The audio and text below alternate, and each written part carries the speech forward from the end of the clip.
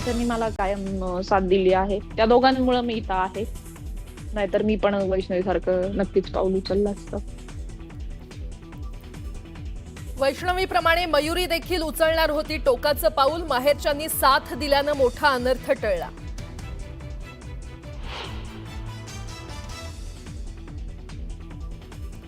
हगवणे कुटुंबियांकडून मोठ्या सुनेचाही छळ. सर्वात जास्त छळ नणदेकडूनच. मयुरीनं न्यूज 18 लोकमतवर मांडली कैफियत.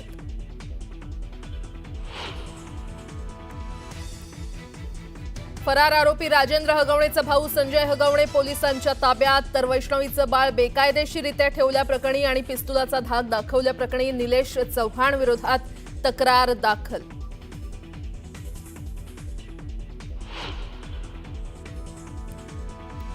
धुळे रोकड प्रकरणाच्या एसआयटी चौकशीचं मुख्यमंत्र्यांचं आश्वासन. तर विधिमंडळाचे संशयित कक्ष अधिकारी किशोर पाटलांवर निलंबनाची कारवाई.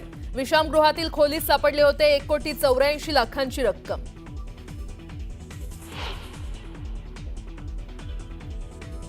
कोकणासह मध्य महाराष्ट्रात मुसळधार पावसाचा इशारा. अरबी समुद्रात निर्माण झालेल्या कमी दाबाच्या पट्ट्यामुळे पुढील 2 ते 3 दिवस राज्यात वाढणार पावसाचा जोर.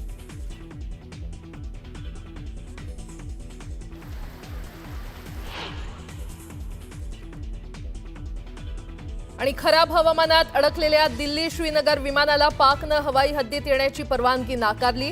227 प्रवाशांचा जीव होता धोक्यात.